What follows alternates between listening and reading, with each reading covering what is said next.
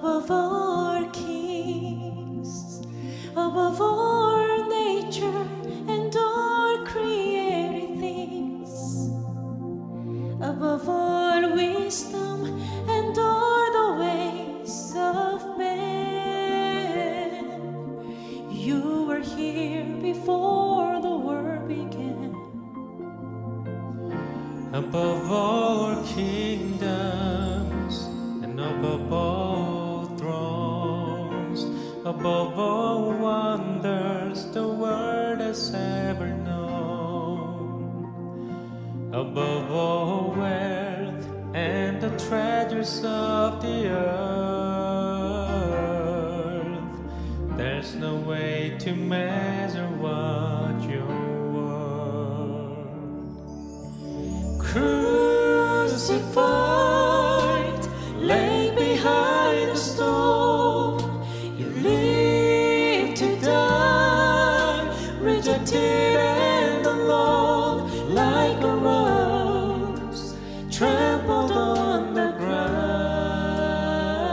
You took the fall, and you thought of me above.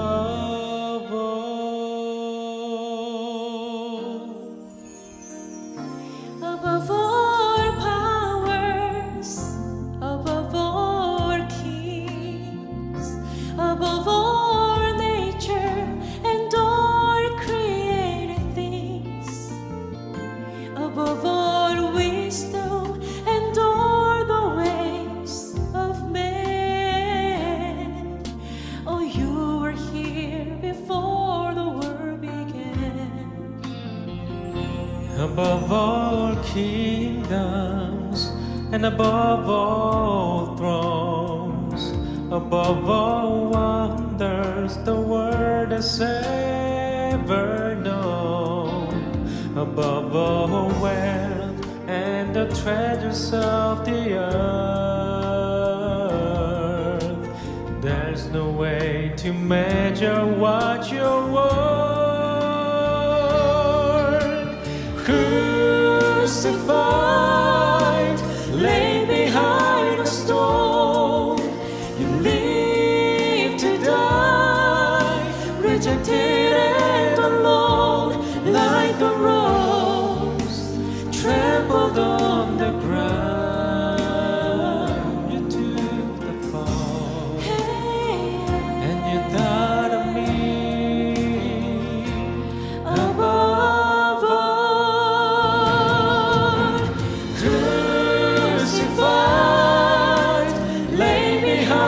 Stone, you live to die, rejected and alone, like a rose trampled on the ground. You took the fall, and you thought of me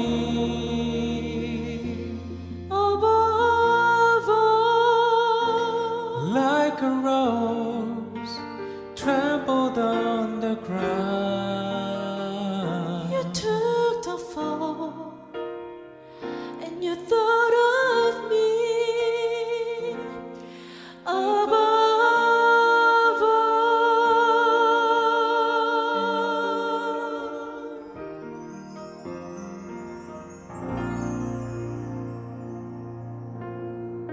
감사하신 아버지 하나님, 한 주의 삶 동안도 저희를 주님의 보호하심 아래 안전하게 인도하여 주셔서 감사합니다. 때때로 다가오는 세상의 위협과 유혹 속에서도 저희가 주님의 말씀을 굳게 잡고 승리할 수 있도록 인도해 주셔서 감사합니다. 주님, 이 시간 저희가 각 가정에서 주님께 예배드리기 위해서 모였사오니 주님, 필요에 따라 그 가정을 방문하시고 그곳에 필요한 말씀으로 가득 채워주시옵소서. 말씀으로 인해서 우리 마음속에서 넘치는 그 기쁨을 누리는 워싱턴 스펜서빌 우리 교회 가족이 되게 하여 주시옵소서. 이제 말씀을 시작하겠사오니 성령님께서 이 모든 시간을 주관하여 주시고 성령으로 인도하여 주시옵기를 사랑의 예수님 이름으로 기도합니다. 아멘. 안녕하십니까 성도 여러분, 행복한 안식일입니다. 오늘은 하나님의 기이한 역사라는 제목으로 말씀을 나누고자 합니다. 우리는 지난주에 예수님께서 죽음을 무엇에 비유하셨는지를 발견했는데요. 우리가 그것을 찾아보기 위해서 성경을 살펴봤었는데 기억나시죠? 예수님께서 죽음을 무엇에 비유하셨습니까? 네, 잠으로 비유하셨습니다. 그것은 우리가 죽음에 대해서 가장 잘 이해할 수 있는 사실임에도 불구하고 자꾸 사람들은 죽음 이후의 삶에 대해서 무엇인가 있다라고 생각을 합니다. 하지만 인간을 만드신 하나님께서 기록한 성경에는 죽음을 잠이라고 이야기하고 있습니다. 그리고 그것을 확인시켜주는 성경절이 무려 70개 이상이 있습니다. 성경의 그림은 매우 단순합니다. 우리는 부활 때까지 잠을 자는 것입니다. 그리스도의 재림 때까지, 의인들을 부르시는 그 목소리가 들릴 때까지 잠을 자다가 예수님의 재림하실 때 우리가 공중으로 들리워질 그 마지막의 그 순간을 우리는 기대하고 있습니다. 하지만 예수님의 십자가의 선물을 거부하고 하나님 나라를 거부하는 사람들이 있습니다. 과연 그 사람들에게는 무슨 일이 일어날까요? 성경이 어떻게 이야기하는지 오늘 살펴보고자 합니다. 대략 150년 전에는 지옥 이야기를 잘한 교회에 사람들이 많이 몰렸다고 해요. 많은 사람들이 죽음 이후의 삶을 되게 궁금해하고 또한 두려워했기 때문인 것 같습니다. 그 당시 지옥을 주제로 어린이들을 위해 쓰여진 책이 있었는데 그 내용을 좀 가져와 봤어요. 함께 보시겠습니다. 존 퍼니스 목사가 1861년도에 쓴 책입니다. The Sight of Hell이라는 제목의 책인데요. 그 책 19페이지에는 지옥에 대해서 이렇게 묘사하고 있습니다. 이 작은 감옥을 들여다 보십시오. 한 소년이 가운데 서 있습니다. 그는 침묵하고 있습니다. 절망이 그를 둘러싸고 있습니다. 그는 똑바로 서 있고 그의 눈은 불타는 두 개의 석탄처럼 이글거리고 있습니다. 두 개의 긴 화염이 그의 귀에서 나오고 있습니다. 그는 호흡하기가 어렵습니다. 가끔씩 입을 벌리고 타오르는 불을 내뿜습니다. 잠깐 들어보십시오. 주전자 끓는 것과 같은 소리가 납니다. 정말 주전자가 끓고 있습니까? 아니요. 그럼 무엇입니까? 그 소년의 핏줄에서 피가 끓고 있는 소리입니다. 머리에서는 뇌가 거품처럼 끓고 그의 뼈에서는 골수가 끓고 있습니다. 내용이 정말 끔찍하죠. 상상하지는 마시기 바랍니다. 좀 충격적인 건 이 책을 보시면 아시겠지만 이 책은 어린이를 위한 책이었다는 것입니다. 놀라운 것은 지금도 같은 내용으로 10불 남짓 판매가 되고 있는 책입니다. 질문을 드려보겠습니다. 방금 읽었던 이것이 하나님께서 회개하지 않는 죄인들에게 하시는 일입니까? 이 설명이 정확할까요?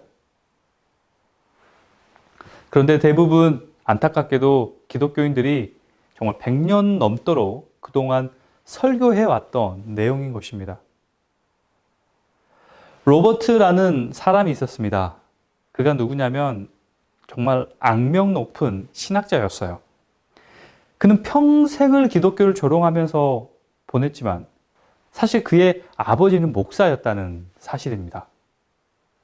그의 아버지는 그를 안 치고 우리가 방금 읽은 것과 같은 이야기를 자주 하곤 했습니다. 잘 들어 로버트.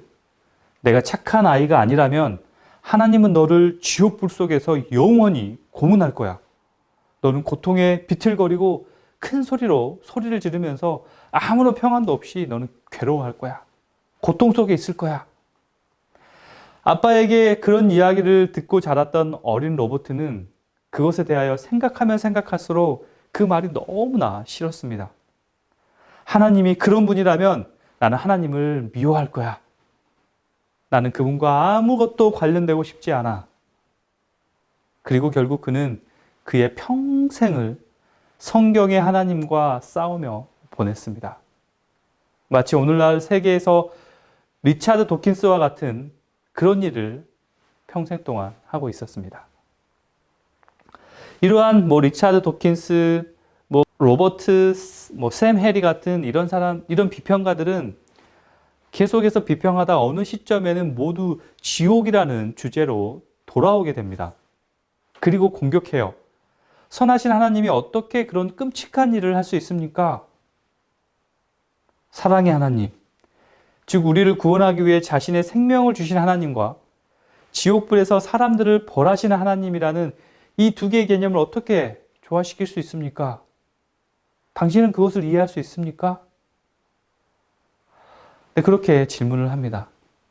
하지만 우리가 잘 알다시피 잘못된 질문에는 답이 없습니다. 성경은 실제로 무엇이라고 말하는지, 지옥은 우리가 자주 접하는 책과 영화가 묘사하는 것처럼 이루어져 있는지 우선 그것부터 살펴보아야 합니다. 정말 지옥에서 하나님께서 그들을 끓게 하는지 그것부터 우리는 찾아보아야 합니다. 만화나 만화책에서 보면 사단은 정말 이렇게 비슷하게 묘사되어 있습니다. 이 그림이 익숙하실 것입니다. 악마는 정말로 두 개의 뿔이 있고 빨간 죄수복을 입고 있죠. 정말 그렇습니까? 그는 갈퀴를 가지고 다닙니다. 정말 그렇습니까? 지옥불의 석탄을 삽으로 삽질하면서 절대 꺼지지 않도록 하루를 보냅니다. 그렇다면 사단은 실제로 하나님을 위해 일한다는 의미로 우리가 해석을 해야 하나요? 세상은 너무나 많은 이야기를 해서 사실과 허구를 구분하기가 어려워졌습니다. 하지만 그런 이야기는 우리의 삶 속에 너무나 짙게 깔려 있어서 이런 일들이 발생하곤 합니다. 어느 날 어린 소녀가 어머니에게 거짓말을 하다가 들켰습니다. 그리고 그 아이의 엄마는 정말 착하고 순진하기만 했던 천사 같은 그의 아이가 거짓말을 한다는 사실에 충격을 받았습니다. 그래서 아이를 앉혀놓고 다시는 거짓말을 안 하도록 겁을 주었는데요. 너가 만약 또다시 거짓말을 한다면 불타오르는 붉은 눈과 두 개의 뿔을 가진 키 큰 남자가 와서 너를 데려갈 것이고, 그리고 너를 지하에서 100년 동안 일하게 할 거야. 자, 어서 대답해봐. 또 거짓말 할 거야? 아이가 대답합니다. 엄마, 죄송해요. 절대로 다시는 거짓말 안 할게요. 그 사람이 저를 데리러 오지 말라고 해주세요. 진실은 무엇입니까? 성경은 실제로 무엇이라고 이야기합니까? 우리는 오늘 우리가 확실히 알고 있는 성경의 사실을 보여드리고자 합니다. 첫째로, 성경은 지옥이 실제적으로 존재한다라고 말합니다. 요한계시록 20장에는 이렇게 나와 있습니다. 누구든지 생명책에 기록되지 못한 자는 불못에 던지우더라. 한 가지 안타까운 사실이 있습니다. 모두가 천국에 들어가기를 원하지 않는다는 것입니다. 만약에 누군가 하늘나라에 가기를 원하지 않는다면 하나님께서는 결코 강제하지 않으십니다. 하나님께서는 이 생명의 책에 그들의 이름을 강제로 적지 않으실 것입니다. 그 이유는 단 하나, 그들이 원하지 않기 때문입니다. 얼마 전 도박을 좋아하는 한 사람의 이야기를 들었는데요. 그가 하루는 카지노가 가득한 섬이 있다는 이야기를 듣게 되었습니다. 정말 흥분과 기대가 가득 차서 배 티켓을 구입하고 그곳으로 떠났습니다. 그런데 배를 타고 가는 중에 좀 매우 이상한 점을 발견했어요. 그 배에는 대부분 어린아이들이 타고 있었는데 그들이 전부 모여서 함께 찬양을 부르고 있었던 것입니다. 그래서 그는 선장에게 가서 물었습니다. 아니, 왜 이렇게 많은 애들이 카지노로 갑니까? 그러자 선장이 대답하기를, 아이고, 배를 잘못 타셨네요. 이 배는 카지노로 가는 배가 아니고 다른 섬에서 열리는 여름 성경학교에 참여하기 위해 우리는 가고 있습니다. 그 남자는 아주 깜짝 놀랐습니다. 당장 배를 돌려주세요. 저는 결코 여름 성경학교로 가고 싶지 않습니다. 지금 당장 나를 원래 있던 그곳에 데려다 주십시오. 그러나 선장은 절대 그럴 수 없다고, 당신의 실수 때문에 여기 있는 이 모든 아이들을 실망시킬 수 없다라고 하면서 그 섬으로 가게 되었는데요. 어쩔 수 없이 그 남자는 하루 종일 어린 아이들과 성경 이야기를 들으면서 또 찬양을 들으면서 보내야 했습니다. 그에게 그 하루는 정말 비참했다고 합니다. 그곳에는 술도 없고 블랙잭도 없고 룰렛도 없는 그런 곳이었기 때문입니다. 그는 도박을 사랑했고 성경을 싫어했기 때문입니다. 그렇다면 하나님은 하나님을 거절하는 사람들까지도 하늘나라에 강제로 들어가게 하실까요? 하나님을 미워하는 사람이 있다면 분명 하나님과 함께 사는 것도 싫어하게 될 것입니다. 그곳에는 세상의 것 어떤 것도 없을 것이기 때문입니다. 그러므로 하나님을 원하지 않는 사람이 있다면 하나님께서는 강제로 데려가지 않으십니다. 그러기에 우리에게는 두 가지 선택밖에 없습니다. 그것은 계시록 20장 15절의 말씀처럼 생명책에 기록되어 하늘나라에 들어가느냐 아니면 불못에 들어가느냐입니다. 하나님께서도 분명히 말씀하셨듯이 저도 결코 지옥은 두려운 곳이기 때문에 하나님을 믿어야 한다라고 말하고 싶지 않습니다. 하나님께서 그렇게 두려움을 통해 강제적으로 하나님을 믿게 하신다면 애초에 아담과 하와가 범죄하지도 않았을 것입니다. 뱀이 왔을 때 뱀을 쫓아버리셨거나 선악과를 따려고 하는 사와의 손을 붙잡으셨을 것입니다. 하나님께서는 그렇게 하지 않으셨어요. 사랑의 하나님은 그분의 모든 사랑을 십자가에서 보여주셨고 우리에게 그것을 선택하게 하셨습니다. 그리고 선택의 결과에 대해서도 분명히 말씀해 주십니다. 하나님을 선택하든 하나님을 선택하지 않든 우리의 선택이 우리의 미래를 결정 지을 것입니다. 두 번째로 지옥은 인간을 위한 것이 아니었습니다. 한번 상상해 보겠습니다. 어차피 누구도 지옥에 가본 사람은 없으니까요. 우리가 상상은 해볼 수 있을 것 같습니다. 왜냐하면 우리는 지옥에 대하여 직간접적으로 계속해서 세상의 문화에 노출되어 있기 때문입니다. 대부분의 사람들이 알고 있는 개념으로 지옥을 상상해 본다면 지금 현재 지옥이 존재해야만 합니다. 지옥이 지하에 있던 우주 어딘가에 있던 아니면 다른 차원에 있던 어쨌든 지옥이 있어야 합니다. 그래야 지금까지 죽어서 지옥에 간 수많은 영혼들이 그곳에서 고통을 받고 있어야 하니까요. 그런데 예수님의 말씀을 보면 지금 불못에는 지옥에는 인간이 단 한 명도 없어야 한다라고 말합니다. 무슨 말이냐고요? 우리 마태복음 25장 41절을 보겠습니다. 예수님께서 한 이야기를 주셨어요. 41절의 말씀입니다.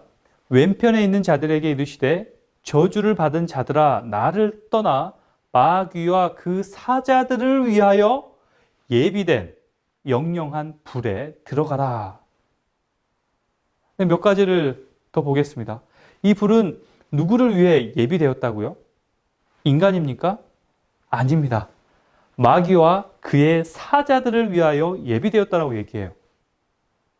그리고 이 불은 어떤 불입니까? 예비된 불입니다. 준비되어 있어요. 하지만 지금은 사용하지 않습니다. 맞습니까? 아직 사용하지 않은 불이라는 거예요. 하나님은 결코 죄가 많은 인간을 위해서 지옥불을 준비하지 않으셨습니다. 그것은 마귀와 그의 천사들을 위해서 준비된 것이었는데요. 아직 사단과 악한 천사들이 살아있고 활동하고 있지요. 네, 그들이 예수님이 재림하시기 전 우는 사자와 같이 여전히 활동할 거라고 성경은 이야기하고 있습니다. 그들은 아직 불에 들어가지 않았습니다. 그러니까 예비된 영영한 불에는 지금 누가 있어요? 아무도 없는 것입니다. 세 번째로 예수님의 비유를 통해서 이 불이 아직 시작도 안 됐다는 것을 우리는 또 알 수도 있어요. 2005년도에 이후에 내셔널 인콰이어를 통해서 한 괴담이 인터넷에 퍼졌습니다. 이런 내용인데요. 1979년 소련은 시베리아 일대에서 지하자원 탐사를 시작했습니다. 드릴로 지하를 직선으로 뚫는 작업이었는데요. 약 9마일, 14.5km 정도를 뚫었는데 서서히 올라가던 지하의 온도가 갑자기 화씨 2000도까지 급상승하게 되었습니다. 그리고 그 드릴은 공회전을 하기 시작했습니다. 그래서 과학자들이 이 드릴이 동굴이나 혹은 용암을 건드린 상황으로 추측하고 그 용암의 그 드릴이 망가지지 않기 위해서 그것을 꺼내는 작업을 했습니다. 근데 그걸 꺼내는 작업을 하는 중에 사람들이 자꾸 인부들이 구멍 속에서 알 수 없는 소리가 계속 들렸다고 얘기를 해요. 그래서 과학자들이 지각 측정기용 녹음기를 줄에 묶어서 구멍 안으로 내려보냈습니다. 그리고 녹음 결과를 재생하자 녹음기에서는 수만 명의 사람들의 괴 비명 소리가 흘러나기 시작했다는 것입니다. 그에 대해서 그들이 이야기하기를 러시아 석유 굴착 장치가 땅에 너무 깊이 뚫렸고 갑자기 지옥으로 떨어졌다. 왜냐하면 그곳에 사람들이 비명 소리와 타는 소리가 들렸다라고 그들이 인터뷰를 했습니다. 실제로 미국의 TVN 방송사가 이 사건을 방송을 내보내면서 그들이 녹음했다던 그 소리까지 방송이 됐습니다. 정말 큰 이슈가 되었는데요. 실제적으로 교회들에서 굉장한 관심을 보였고 교회를 안 다녔어도 그 괴담을 한 번쯤은 들여보셨을 거라 생각이 듭니다. 또 한국에서는 한 목회자는 이 목소리를 지옥의 외침이라는 제목으로 음성 파일을 만들어서 인터넷에 유포시키기도 했습니다. 그런데 그 실상은 정말 몇 개의 질문만으로도 밝혀졌는데요. 첫 번째는 엄청난 쇠 드릴이 녹을까봐 더 파고 들어가는 것을 멈췄는데 그 녹음기는 거기서 어떻게 견뎠는가? 두 번째는 지옥은 러시아 말만 하는가? 아마 그 녹음된 내용이 러시아였던 것 같습니다. 그리고 세 번째, 이 작업을 했다던 그 박사의 이름이 존재하지 않은 것입니다. 박사가 썼을 법한 어떤 논문들이나 어떤 기록들이 아무리 찾아도 찾을 수가 없었습니다. 그리고 마지막으로 결정적으로 밝혀졌던 게 이 소리는 그 당시에 호러 영화를 위해 제작되었다라는 것이 나중에 밝혀졌습니다. 죄송합니다. 정말 허무한 이야기입니다. 그런데 제가 그럼에도 불구하고 이렇게 이야기를 한 거는 이렇게 허무한 이야기일지라도 사람들이 진지하게 듣고 실제로 지옥에 대해서 생각한다는 것입니다. 하지만 성경에는 절대 그렇게 이야기하고 있지 않습니다. 성경에서는 아직 지옥불이 타고 있지도 않습니다. 우리가 예수님의 말씀을 다시 한번 들어보겠습니다. 이 부분은 예수님께서 세상의 종말에 대해서 말씀하신 비유입니다. 마태복음 13장 24절에서 30절의 말씀인데요. 제가 그 말씀을 읽어드리겠습니다. 예수께서 그들 앞에 또 비유를 베풀어 가라사대 천국은 좋은 씨를 제 밭에 뿌린 사람과 같으니 사람들이 잘 때에 그 원수가 와서 곡식 가운데 가라지를 덧뿌리고 갔더니 싹이 나고 결실할 때에 가라지도 보이거늘 집 주인의 종들이 와서 말하되 주여 밭에 좋은 씨를 심지 아니하였나이까? 그러면 가라지가 어디서 생겼나이까? 주인이 가로되 원수가 그렇게 하였구나. 종들이 말하되 그러면 우리가 가서 이것을 뽑기를 원하시나이까? 주인이 가로되 가만두어라. 가라지를 뽑다가 곡식까지 뽑을까 염려하노라. 둘 다 출수 때까지 함께 자라게 두어라. 추수 때에 내가 추수꾼들에게 말하기를 가라지는 먼저 거두어 불 사르게 단으로 먼저 묶어놓고 곡식은 모아 내 곡간에 넣으라 하리라. 이것이 예수님께서 천국에 대해서 들려주신 비유입니다. 그렇다면 이 비유는 어떤 의미를 가지고 있을까요? 정말 우리가 머리를 싸매고 이것을 찾아야 되는데 너무나 감사하게도 예수님께서 이 비유를 해석해 주셨습니다. 제자들이 그것이 궁금해서 예수님께 나와왔습니다. 이에 예수께서 무리를 떠나 집에 들어가시니 제자들이 나와서 가로되 밭의 가라지의 비유를 우리에게 설명하여 주셔서 대답하여 가라사대 좋은 씨를 뿌리는 이는 인자요 밭은 세상이요 좋은 씨는 천국의 아들들이요 가라지는 악한 자의 아들들이요 가라지를 심은 원수는 마귀요 추수 때는 세상의 끝이요 추수꾼은 천사들이니 그런즉 가라지를 거두어 불에 사르는 것 같이 세상 끝에도 그러하리라. 이것은 예수님의 재림에 관한 이야기입니다. 계시록은 실제로 그분의 재림을 추수라고 부르고 기록하고 있습니다. 예수님이 오실 때는 모든 천사들이 그분과 함께 옵니다. 왜냐하면 천사들은 추수꾼이 되어 밀을 수확하듯이 믿는 자들을 모으기 위함입니다. 그러나 추수꾼들은 믿는 자들을 모으는 일 말고 다른 일도 해야 합니다. 계속 보겠습니다. 인자가 그 천사들을 보내리니, 네, 예수님께서 천사들을 보내는 것입니다. 저희가 그 나라에서 모든 넘어지게 하는 것과 또 불법을 행한 자들을 거두어낸다라는 것입니다. 모든 불법을 행하는 자들을 세상 끝에는 거두어 들이신다는 거예요. 그리고 마치 가라지를 불에 던지듯이 풀무불에 던져 넣으리니 거기서 울며 이를 갈미 있으리라. 모든 것을 거둔 다음에 그 이후에 풀무불에 던져 넣는다는 것입니다. 41절과 42절은 세상 끝에 모든 것들을 넘어지게 하는 그리고 불법을 행하는 자들을 어떻게 하실지 다시 한번 강조하면서 자세히 말씀해 주고 계신 절입니다.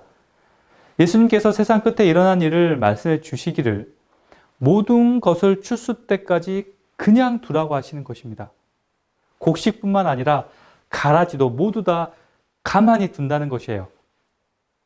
우리가 예수님께서 방금 하셨던 말씀을 다시 한번 생각해 보시기 바랍니다. 풀무불에 던지우는 것은 재림 이후에 일어날 일입니다. 추수가 끝난 후에 타오른다라고 말씀하신 거예요. 예수님을 끝까지 믿은 사람들은 예수님께서 재림하실 때 공중에서 예수님을 만나게 될 것입니다. 하지만 악인들은 예수님의 재림하신 다음에 의인들이 다 예수님을 만나기 위해 올라간 다음에 그 다음에 일어날 일인 것입니다. 풀무불에 들어간다는 것은 정말 가슴 아픈 현실이지만 이 부분은 나중에 또 다루도록 하겠습니다. 오늘은 지금 이 시간에 우리가 집중할 것은 이것입니다.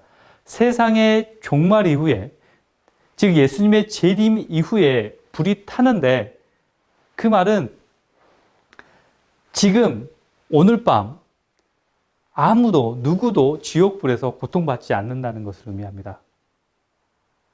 아무도 지금 불타고 있지 않습니다. 아무도 없습니다.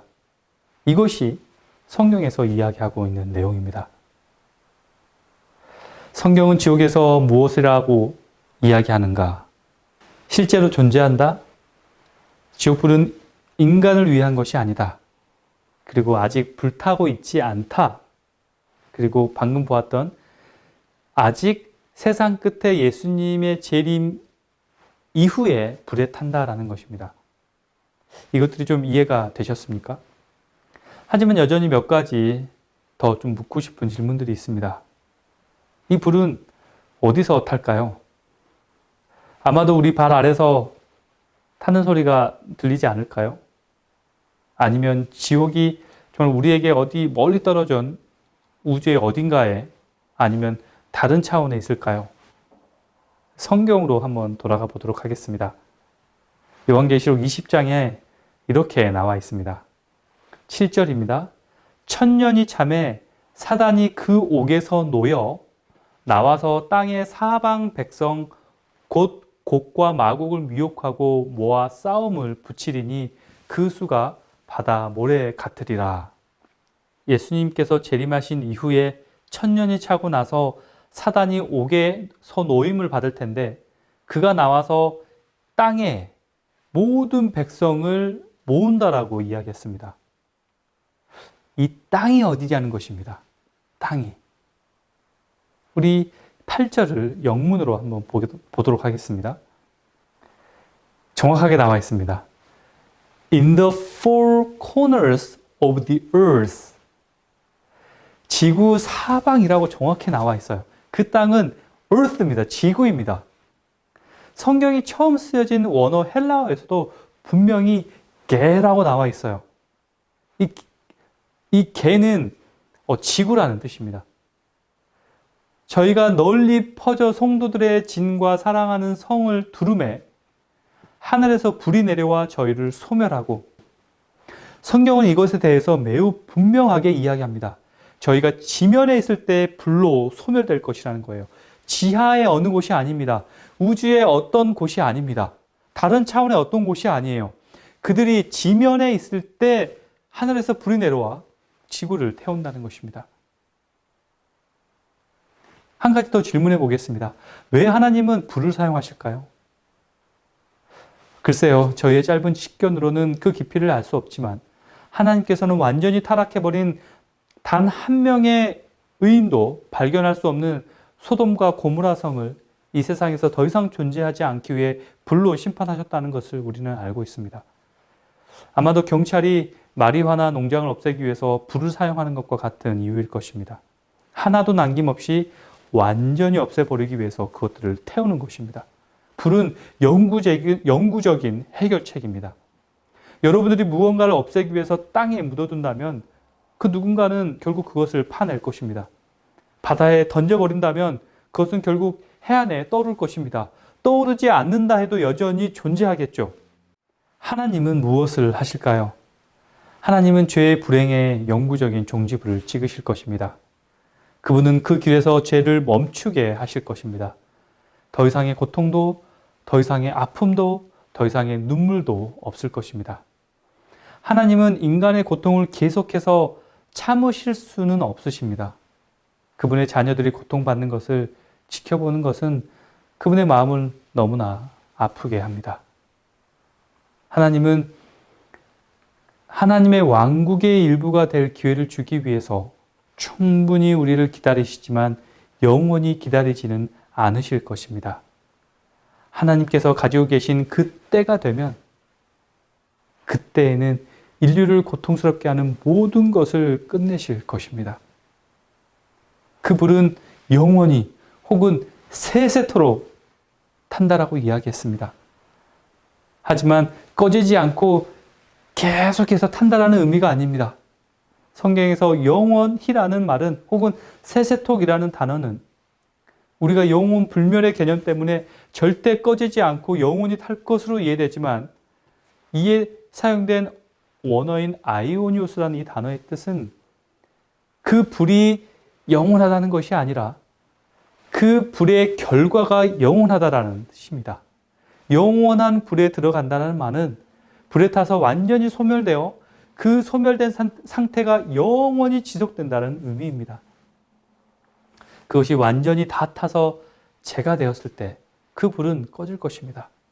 그러나 그 결과는 영원할 것입니다. 하나님께서는 궁극적인 결말을 말씀하셨습니다. 에스겔 28장 18절 19절의 말씀입니다. 내가 죄악이 많고 무역이 불의함으로 내 모든 성소를 더럽혔으며 내가 내 가운데 불을 내어 너를 사르게 하고 너를 목도하는 모든 자 앞에서 너로 땅 위에서 죄가 되게 하였도다. 만민 중에 너를 아는 자가 너로 인하여 다 놀랄 것이며 내가 경계거리가 되고 내가 영원히 다시 잊지 못하리로다 하셨다 하라. 하나님은 사단을 멸망시키실 것입니다. 왜냐하면 하나님은 죄와 고통을 영원히 끝내셔야 하기 때문입니다. 그리고 끝까지 그 고통의 원흉이 되는 사단은 그때에 불에 타서 영원히 소멸될 것입니다. 하지만 아직 우리에게는 선택의 기회가 있습니다. 에스겔 33장 11절의 말씀은 여전히 따뜻한 마음으로 우리를 부르시는 하나님의 음성을 우리는 들을 수 있습니다. 주 여호와의 말씀이 나의 삶을 두고 맹세하노니, 하나님께서 지금 하나님을 두고 맹세하는 거예요. 어떤 내용인지 보겠습니다. 나는 악인의 죽는 것을 기뻐하지 아니하고 악인이 그 길에서 돌이켜 떠나서 사는 것을 기뻐하노라. 이스라엘 족속들아 돌이키고 돌이키라. 너희 악한 길에서 떠나라. 어찌 죽고자 하느냐 하셨다라. 우리는 종종 하나님께서 죄인들을 다 죽일 것이라고 오해합니다. 하지만 하나님께서는 결코 그렇지 아니하십니다. 하나님께서는 모든 악인이 그 길을 떠나 하나님께 돌아오기를 간절히 바라고 계십니다. 하나님께서는 지속적으로 선택의 결과에 대해서 말씀해 주고 계십니다. 십자가에 달려 우리를 위해 돌아가신 예수님께서는 제발 우리가 또 우리 모두가 죽음의 길로 가지 않기를 바라십니다. 그분은 끊임없이 우리를 부르고 계십니다. 하나님이 세상을 이처럼 사랑하사 독생자를 주셨으니 이는 저를 믿는 자마다 멸망치 않고 영생을 얻게 하려 하심이니라. 제가 아름다운 계시록의 말씀을 읽어드리고자 합니다. 영생을 얻는 사람들은 이것을 보게 될 것입니다. 또 내가 보매 거룩한 성 새 예루살렘이 하나님께로부터 하늘에서 내려오니 그 예비한 것이 신부가 남편을 위하여 단장한 것 같더라. 내가 들으니 보좌에서 큰 음성이 나서 가로되 보라 하나님의 장막이 사람들과 함께 있음에 하나님이 저희와 함께 거하시리니 저희는 하나님의 백성이 되고 하나님은 친히 저희와 함께 계셔 모든 눈물이 그 눈에서 씻기심에 다시 사망이 없고 애통하는 것이나 곡하는 것이나 아픈 것이 다시 있지 아니하리니 처음 것들이 다 지나갔음이러라. 보좌에 앉으신 이가 가라사대 보라 내가 만물을 새롭게 하노라 하시고 또 가라사대 이 말은 신실하고 참되니 기록하라 하시고. 하나님은 여러분을 사랑하십니다. 그분은 여러분의 선택의 자유를 침해하는 것 외에 여러분을 구원하기 위해 할 수 있는 모든 일을 하고 계십니다. 바로 지금 그분은 우리 모두가 생존하기를 바라면서 호소하고 계십니다. 우리 모두 우리를 사랑으로 부르시는 하나님께 나아가 새 예루살렘으로부터의 초청을 받지 않으시겠습니까? 그곳에서 하나님은 우리의 하나님이 되고 우리는 그의 백성이 되어 하나님과 친히 함께하는 그곳에 가지 않으시겠습니까? 우리의 모든 눈물을 씻기시고 다시는 아픔이 없는 그곳에 가지 않으시겠습니까? 저는 오늘 밤 예수님의 이름으로 여러분 모두에게 그 초대에 응하시기를 간절히 호소하며 말씀을 마치겠습니다. 다 같이 기도하시겠습니다. 감사하신 아버지 하나님, 이 저녁 또 주님의 말씀으로 우리를 채워주셔서 감사합니다. 세상은 많은 이설로 성경과 다른 이야기를 하면서 정말 하나님의 말씀을 믿고자 하는 사람들을 혼란스럽게 하고 있습니다. 지옥이 하나님의 고통을 주는 그런 곳으로 묘사하고 있으며 무서워서 하나님을 믿어야 하는 그런 믿음을 강요하고 있습니다. 하지만 하나님께서는 결코 그러지 아니하신 분이심을 오늘 말씀을 통해서 알게 해주시니 감사합니다. 저희를 사랑하시는 주님, 저희를 위하여 성 새 예루살렘으로 초대하시는 아버지, 저희 모두 그 초대에 응하기를 원합니다. 저희 모두가 이 안식일에 주님께서 준비해 주신 그 하늘의 천국의 기쁨을 맛보게 하여 주시옵소서.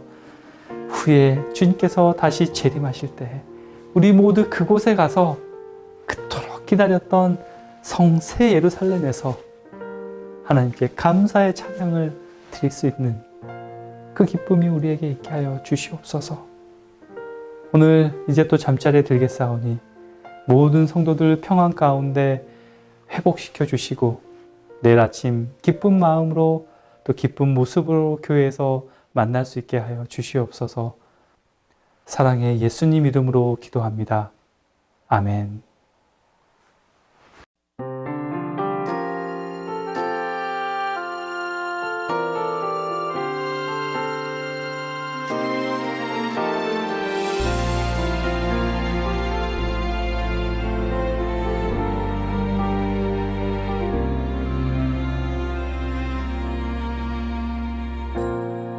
From the beginning you loved us, and from from your heart you have expressed it through the eternal gift that you gave.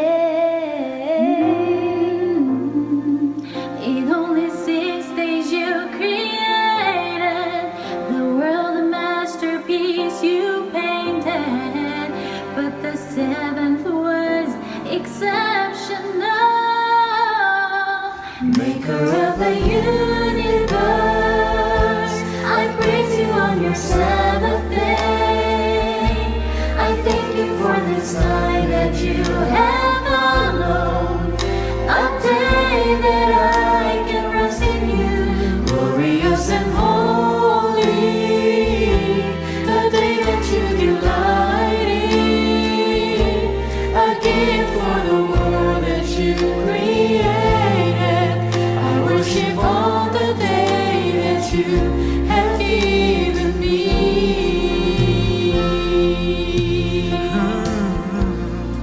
As time passed by, we grew so distant, and we forgot the gift you gave us. The gift that will remind us who you are. Yeah. But then you sent your only son for him to show us the way home.